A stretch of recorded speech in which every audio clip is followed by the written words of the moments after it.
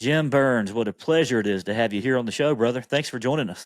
Chad, I'm excited. Plus, I told you before it started, I love your voice, the guitars. I was expecting you to sing some country music for me. I'm a Southern California boy, and so I do the Beach Boys, but I was hoping for you to break out in song, in Well, a country song. maybe in a future episode, we'll get up the we'll Okay. get up the courage to do that later. You I got may it. have to You got it. I may have to write my own intro for my podcast. So. That's it. That's it.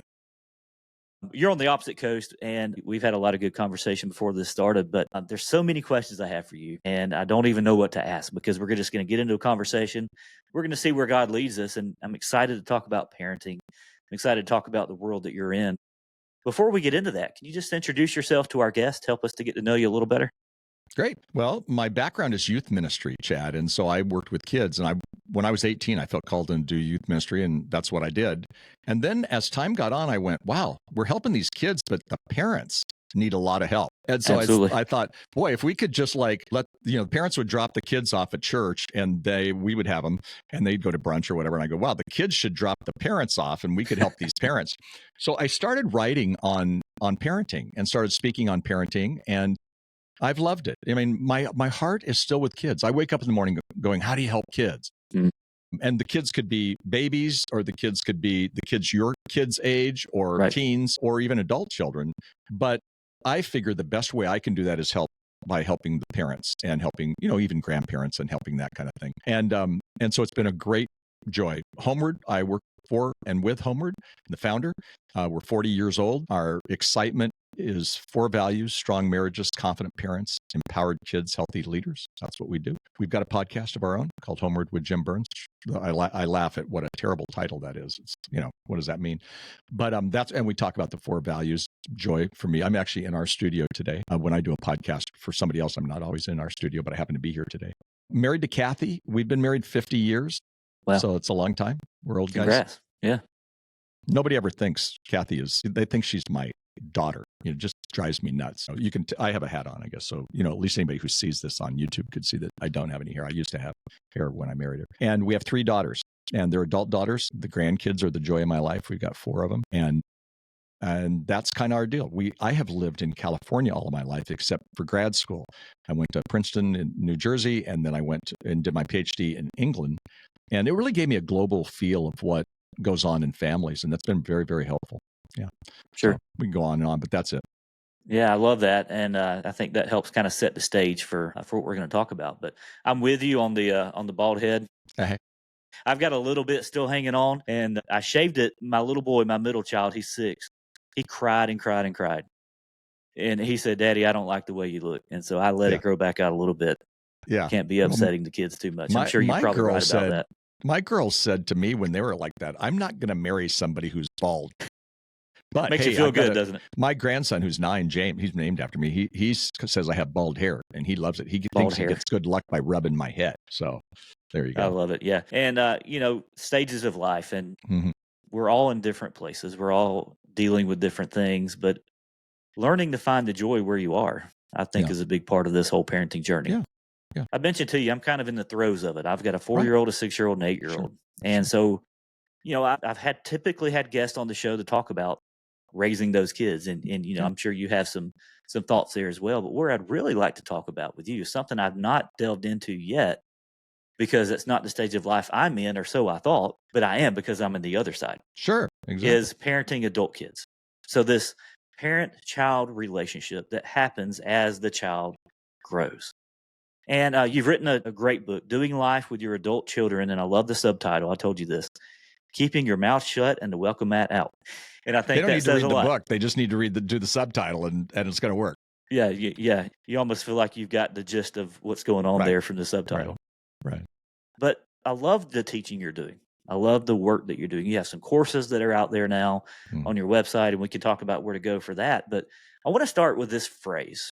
And I think this is one that I've kind of latched onto because I love it. There's this phrase, "You're fired." Right. Nobody likes to hear that. That leads to a sense of panic and anxiety sometimes, this sense of scarcity. But that phrase is one that you really talk about parents need to understand and kind of embrace in order to have a healthy relationship with your adult child. Can you elaborate on that a little bit? Sure. I mean, you and your wife and many of your listeners, they are in the throes of parenting, like you say. And so, they're doing it day to day. But, you put 2 decades into the life of those kids and you're day to day. So you're fired. You're still dad and you're still mom, but you're fired as a day to day parent. So we have to reinvent how we parent. And none of us are ever planned for that. Like, were you guys right now in the middle of it, man? You're working, day in and day out, just trying to get them to, get to a certain stage in life, which is, the next stage. And the next stage for you as they get older is going to be within the teen years, not even the adult. But when they become adults, we have to reinvent. And what's interesting about it is we don't know what we're doing and they don't know how to be an adult. So it tends to cause some tension, Sure. even in good homes, where they'll say, I had no idea that my, daughter was going to rebel in college. And rebel to them it's defined differently by each parent or by each kid. But so that you're fired, I need to say to parents, look at what you did was awesome. You were controlling them at your kids' are age. So you control your kids from like 2 to 10 because you're in charge. I mean, in the best of ways of control. Then you kind of move to coaching. You're still in charge. Coaches are still in charge. And that's like, say, 13 to 15. And then 15 to 18, you're a consultant, meaning most of their day-to-day decisions are by them. That might freak you guys out at the age of your kids, but yeah, that's going to happen. Yeah. They're going to be away. They're going to spend more time away. They're going to be at school. They're going to be maybe get a job. They're going to start driving. There's going to be all these kind of things. And that's good because what I just said last night, I was speaking actually on a book I wrote called Confident Parenting. So it's a book for people who would have kids your age. And I said, your bottom line is to help your kids become responsible adults.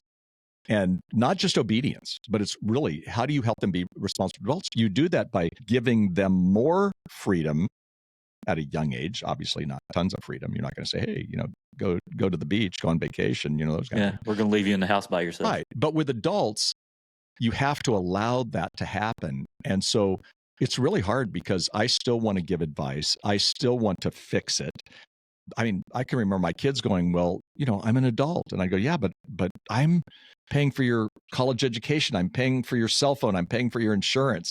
But in their mind, they were now adults, but they really weren't acting exactly like adults. And we weren't really treating them exactly like we should or would have. So yeah, You're Fired is a great eye-opening experience. And it's better to read it in a book or have somebody tell you than realize, down the road in college or after college, you know what, I think I've been fired, because they are going to fire us. Okay. Yeah. So I think we just accepted it as part of our job description.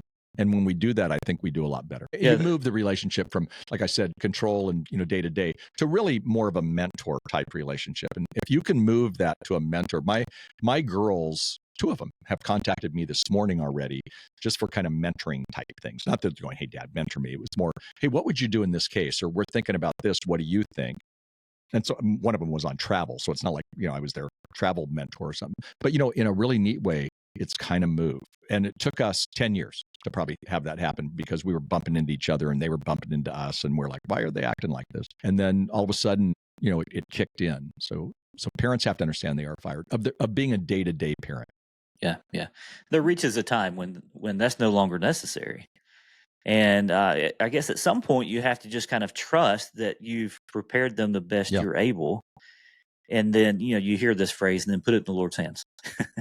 That's easier said than done, isn't it? Which is hard. I mean, there's a sense of relinquishment. Like when you do that, you're relinquishing them to God, even in the midst of them making some poor decisions. But what I've learned about adult children is experience is a better teacher than advice. So sometimes and that's the case with your, 8-year-old.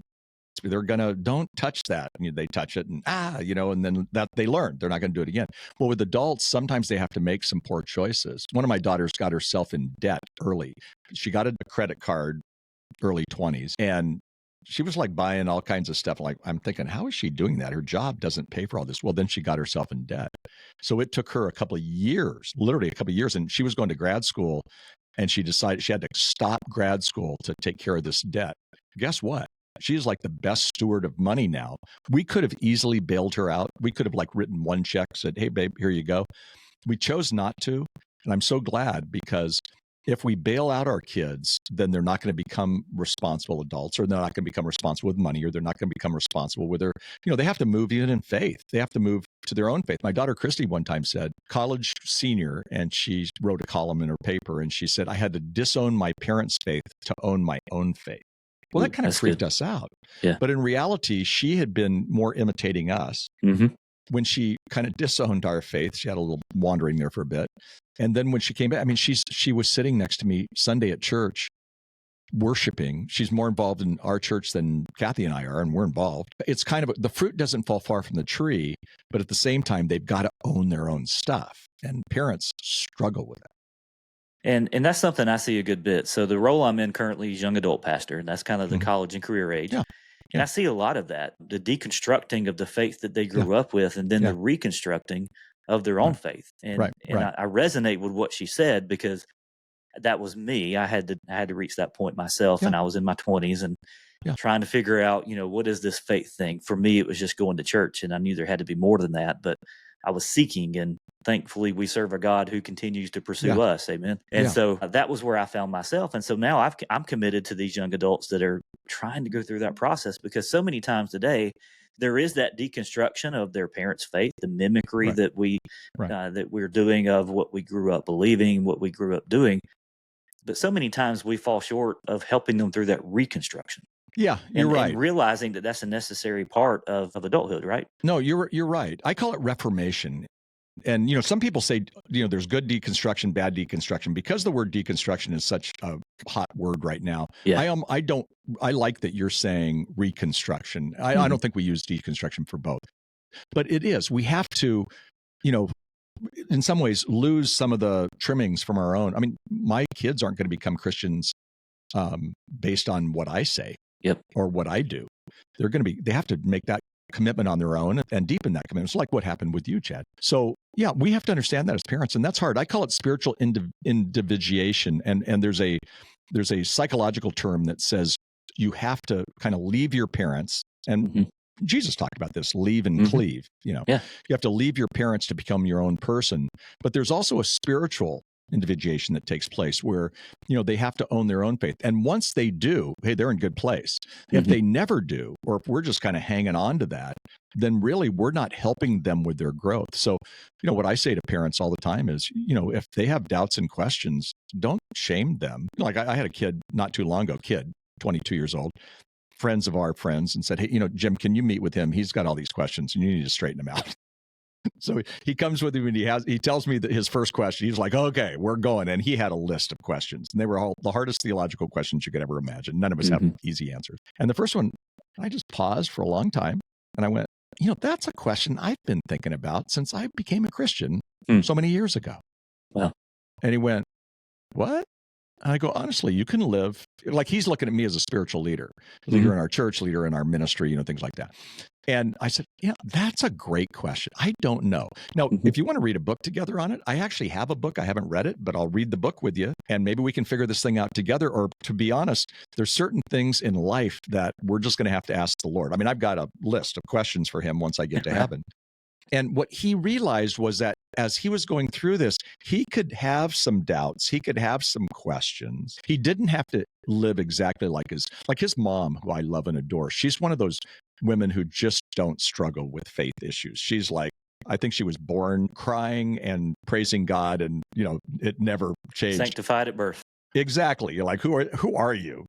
And the dad is also one of these guys, but he's really cut and dry, black and white. This is how it is. There's maybe 3 versions of how somebody would, look at something in scripture. And this guy is like, oh no, there's one. And here it is. Okay.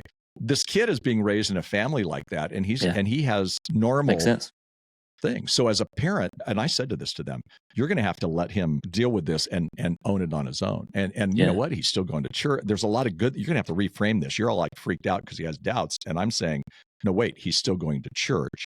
He's still asking questions. He sees people who are Christians who are mentors for him in their 20s. You're doing young adult ministry. All that's good. But he votes differently than you, which they were like more mad, I think, that he voted differently. And I get, I understand. I mean, I think my daughter Christy and I think we cancel out our votes every time we vote. But that's not, the critical issue is, are they becoming responsible adults who love God? That's good. And there's not a lot we can do when they become adults except be a witness, love on them, stay in their messy story. Because a lot of it, like for me, 6 years ago, I wrote the book, Doing Life with Your Adult Children. I never dreamed that for the rest of my life, and I'm not kidding you, Chad, for the rest of my life, I get questions every day that are heartbreaking questions. My child is changing genders. My child is doing this. Today, it was 2 or 3 of them on leaving the faith and leaving God. And one was a grandma who was just told that she can't take the grandkids to church over the summer when they stay at grandma's, and she can't read them Bible stories and all this. These are heartbreaking things. And I'm not saying everyone is a heartbreaking story, but a lot of them are. But I never dreamed I would be spending the rest of my life doing this. My focus has been with kids, your kids' age, with people Homeward, we focus on next generation parents. So our marriage conferences are focusing on younger marriages and, things like getting ready for marriage, first few years of marriage, that kind of stuff. But now I'm my own part of my own ministry is just dealing with this, and parents are struggling. That book has been out almost 6 years. It's still on the Amazon bestseller list. Yeah. There's a need. You hit on something, right? One of the things you said that I love is staying in their messy story. Yeah. I think sometimes there's maybe a tendency to panic when our kids have messy stories, because we tend to think, okay, if I do this, then they're going to do this, and it's just going to be linear. They're going to find their way to success. They're going to love the Lord like I do, and everything will just work out happily ever after. Right. That's not usually how life goes. No. Who stays in the mess? God. And he's kind of saying to us, I'm okay with messes. I live in messes. I've lived in your mess. So I think we have to stay in the story. It's not the end. I tell people all the time, when you are looking at finances, how do you accumulate good stewardship? It's by years of being faithful. And I think that's what happens in relationships with our adult children. It's a marathon. It's not a sprint. And so, they may take a detour or two. They probably will, unfortunately. But we stay in the story. And we still be the important person in their life. I think I messed that up English-wise, but I write, I speak. But I think it's so key for us to stay in the messiness. And I call it the messy middle, because sometimes it's tough, because I'm over here, my adult child is over here, and I just need to stay in the messy middle. And still, can I love them even if they have different beliefs, or if they're choosing a different lifestyle, or they're choosing they don't like the church that they grew up in anymore because they thought it's too, just fill in the blank, too conservative, to this, to that, to whatever. You're living this dream because you're with young adults. What's funny is when I first wrote the book, Doing Life with Your Adult Children, I was at a conference with 4,500 people, and they make, the book just comes out, so they make a big deal about signing it. So that, Jim's going to be signing. There was this big long line, and young adults kept coming in holding this book. And I'd go, you can't be a parent of an adult, child. And they go, oh, no, it's for my mom. Can you say Claire, because it says, keep your mouth shut and welcome it out. So she needs to learn to keep her mouth shut. We were talking about unsolicited advice is in my talk that day when they interviewed me, and we then, did the book signing, because I was talking about unsolicited advice is usually taken as criticism. And I'm getting amens for that. Usually, I get at Easter when you say Jesus rose from the dead, everybody goes, amen. But I'm going unsolicited, and I'm getting it from the young adults who are going, mom and dad, back off here. And it's something that I think there needs to be education on both sides of that. And I think you bridge that gap well. Yeah, I think it's important for us to do that. I'm really excited. I'm in the Ozarks at a university there in the Ozarks. I didn't even know there was a university in the Ozarks. I think it's called the University of the Ozarks. And I'm speaking to students, it's college, and I'm speaking to students on Friday, and I'm speaking to their parents on Saturday. Love that, because one of the things we have to do is build bridges with our adult children. Adult children need to build bridges with their parents too. They've got to be a little bit more patient and loving and kind to their parents, because their parents are kind of doing the best they can, and they don't know what they're doing, like I said, in terms of how to, now that we've got adult children, but the adult children, they're still learning too. In every stage of life, it feels that way, doesn't it? We don't know what we're doing. This is the first time I've done this. No, seriously. After I wrote Doing Life, I wrote a book called Finding Joy in the Empty Nest, because I was going to put it in a chapter for that other book, and it just my folder kept getting bigger.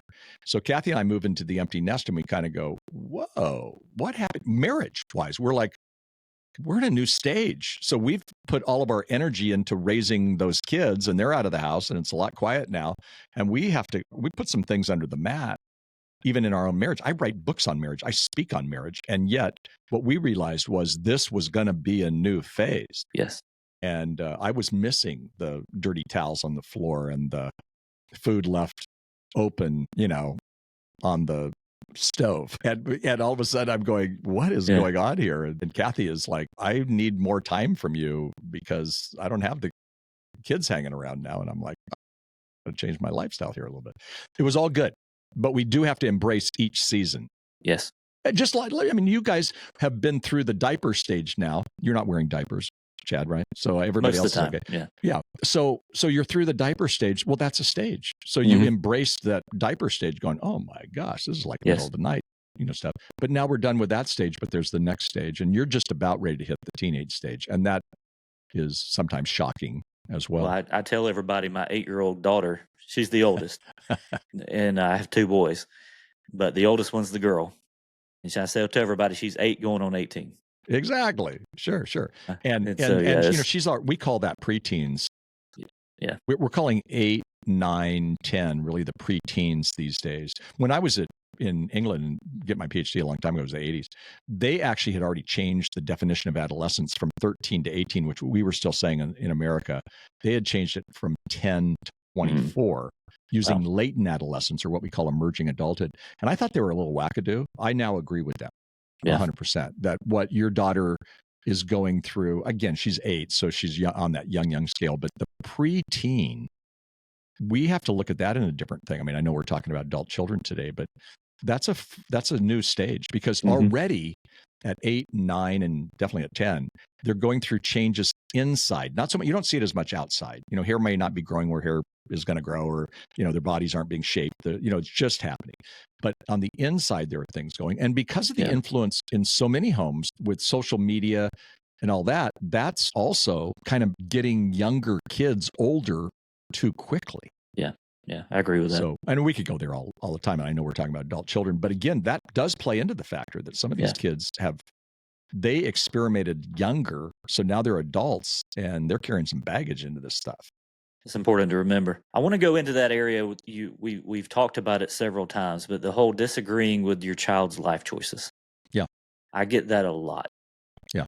Particularly, I get that from older adults in my church whose children have come through youth group and they now are straying from the church, or they vote differently now, or they're in college and they've gone to, whatever the case may be, fill in the blank.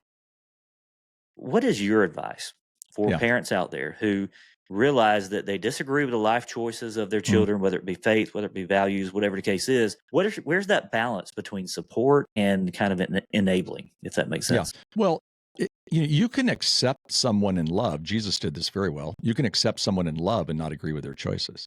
And so what I say to parents all the time is, do they know what you believe? Well, yes. Do they know how you feel? Well, yes. Then broaden the relationship because, again, you're in it, like I said, for the long haul. You stay in the story.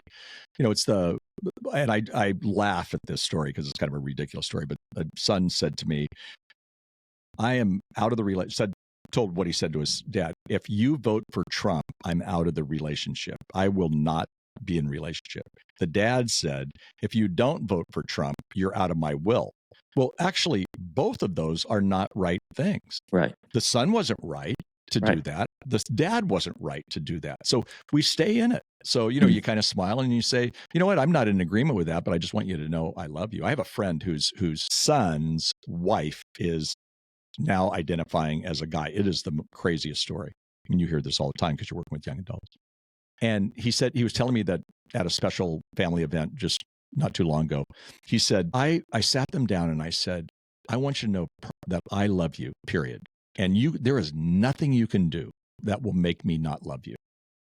Now, there's some things that we disagree on, and we're going to probably have to agree to disagree on because I'm not going to change. Not sure if you're going to change, but here it is. I love you. And you know what?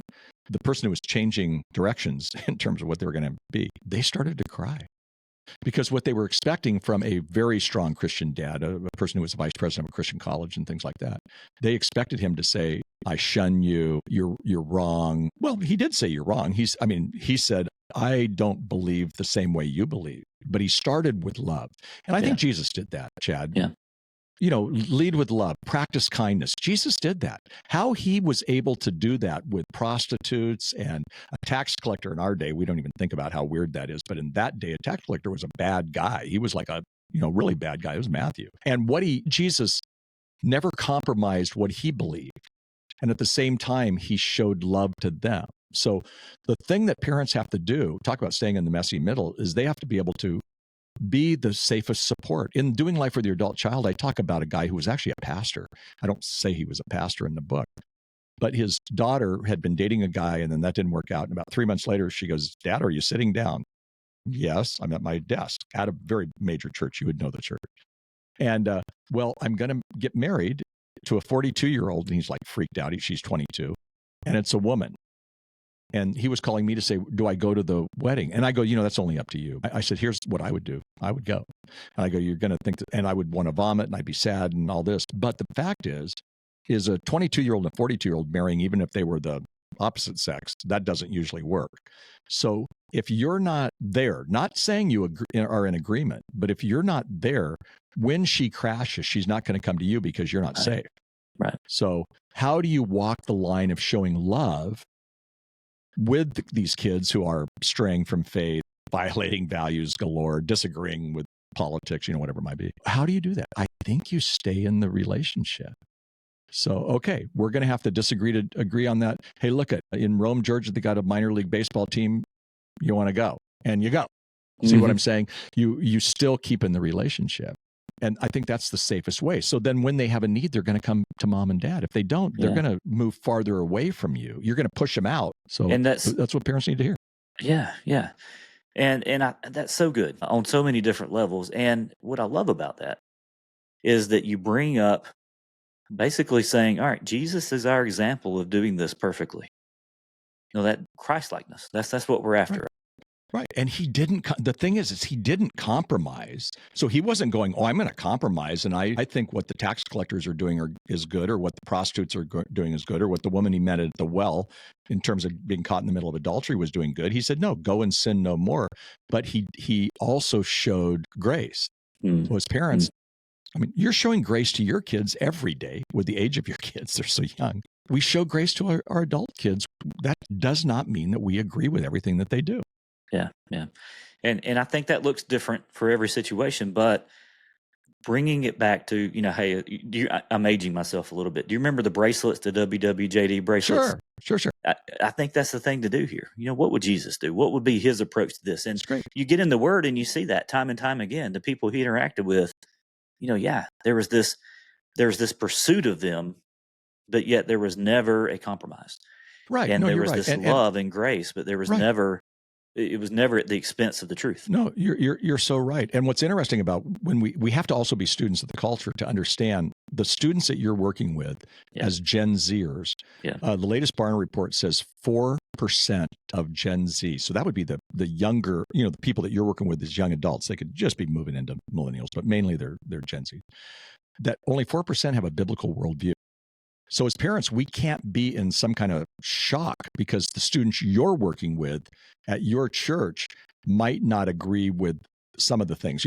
Thomas Jefferson had his own Bible. A lot of people know this story, but he cut with, I don't know if it was scissors or a knife or I don't know what you had back in that day, but he cut parts of the Bible out to make it his own. Well, that's what we see with the people, with young adults. They don't have a problem as much with Jesus, but if they really heard what Jesus said, they wouldn't. They would have to decide. But what happens is they change moral values. Well, what are you going to do? If you change moral values or you have a lifestyle that's going against the scripture, you either come back or you change your belief system. So we've got a lot of young adults who are changing their belief system because they don't want to come back to those harsher words and that kind of lifestyle. So they just change their morality. See, and that's what we see happening. So I'm grateful for people like you who are working with this younger generation, because the people who are working with this younger generation but don't have kids in this generation, they've got to be able to have a lot of grace, and yet at the same time, as you were saying, not compromising our biblical views. Yeah, and there's so many directions I want to go to that. Let's go back to this one, and we'll kind of wrap up a little bit. I could talk to you for hours. This is so good. Thinking about a big common issue I get from listeners, from parents, how to be the best parent across the miles. Mhm. Yeah. Because a lot of, I told you my story. I'm about 4 hours from my parents, so we can drive Mhm. and see each other on the weekends. Yeah. But it's just enough to where, distance can be an issue. Right. Right. There's a lot of parents whose children are halfway across the world. And what's been your experience with that? It seems like, you're used to the children being with you all the time, like you Yeah. can't go anywhere without them. Sure. And then now all of a sudden, not only are they out of the house, but now, thankfully we have the technology we have today, but there's some hurt there. Sure. What's No. your advice to those guys? Well, it's a sense of loss. We have to Yeah. make sure that we understand this. Yeah. You'll understand this when your kids move out. But your parents went through a sense of loss. And, C.S. Lewis said change is really hard on everybody, and change is loss. Sometimes there's good change, but it's still a sense of loss. So, Kathy and I, we have 2 daughters who live in Los Angeles. We live in Orange County, California, and we are bummed because they live an hour and 20 minutes away. Yeah. We want them to be our neighbors. The house goes up for sale next door. Could you come and move by us?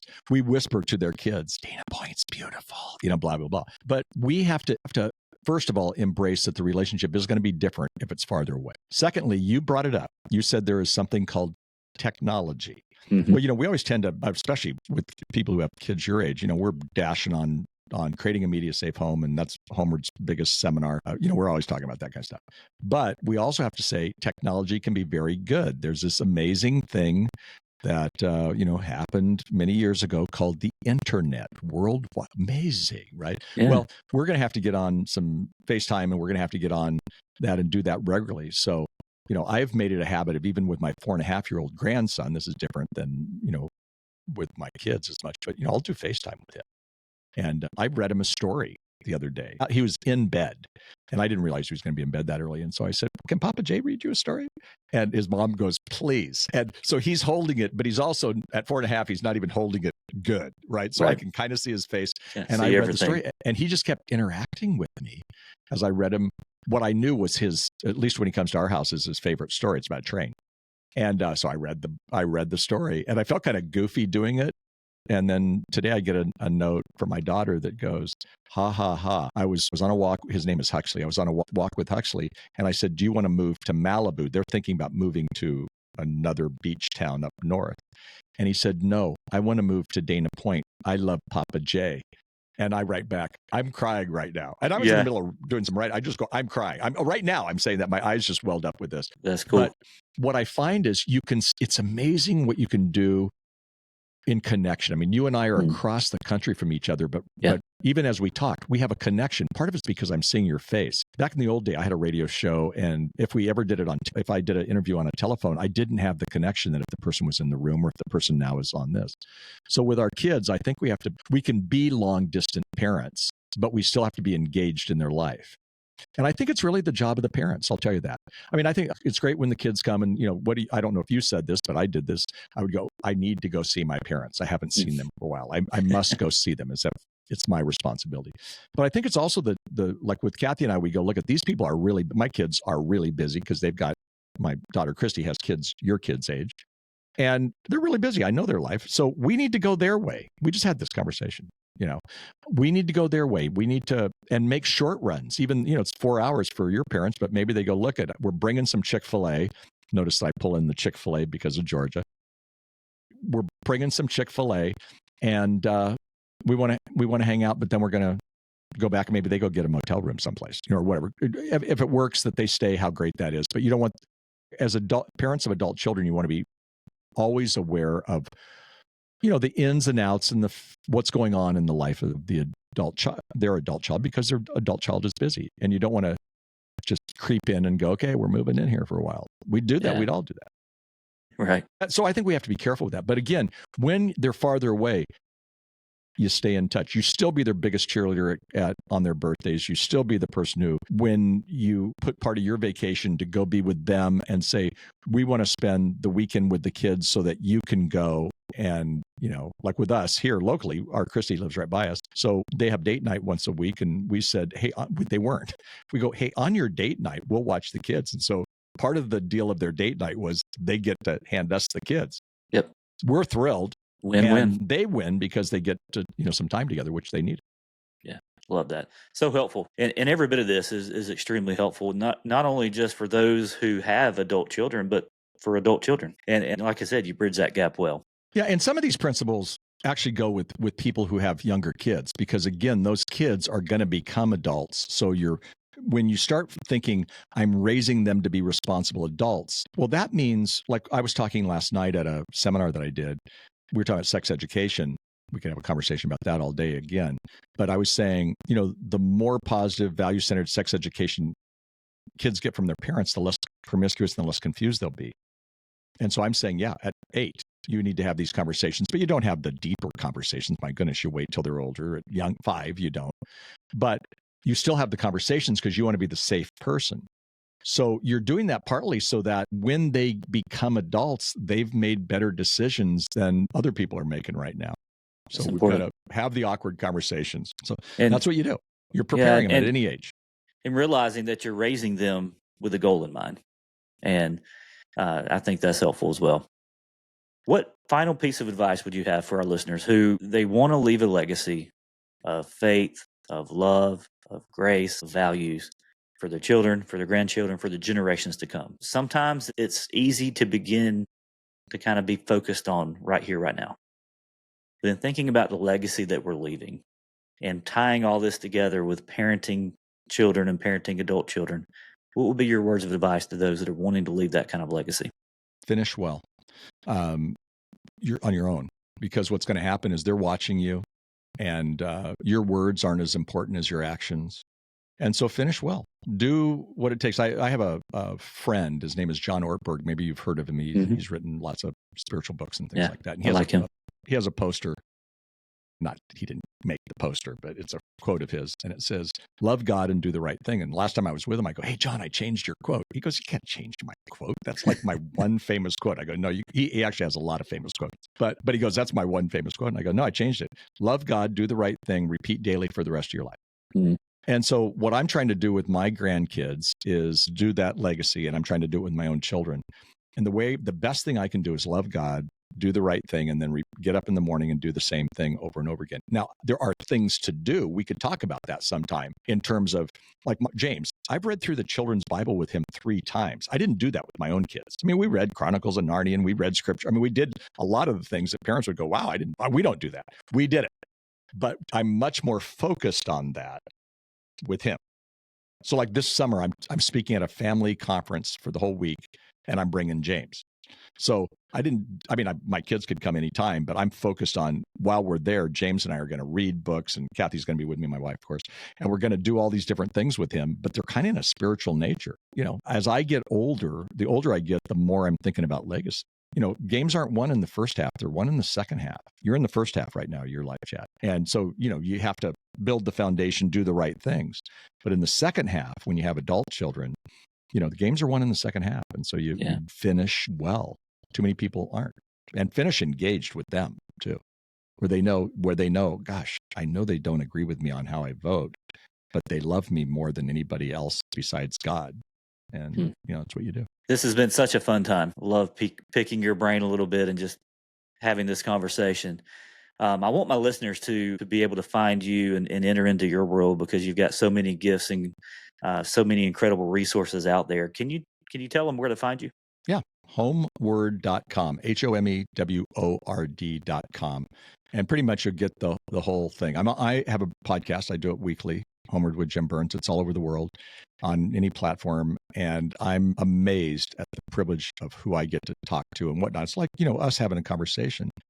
It's like 2 people having a conversation at Starbucks, and, you're listening to them and you're listening in or whatever. Well, that's what this was like. And I get that privilege to do it too. And podcasting is great. We have lots of books and resources, lots of seminars. We're the largest provider of parenting seminars in the U.S. So it's not just me. People like Homeward could come to your church and do anything for helping kids at a very young age to helping, adult children, whatever. So it's a great ministry. Yeah. I just have become now, I still am full time, but I'm the founder, which I think means you're an old guy and we're going to put a new guy in to reach the next generation, who I love, this new guy.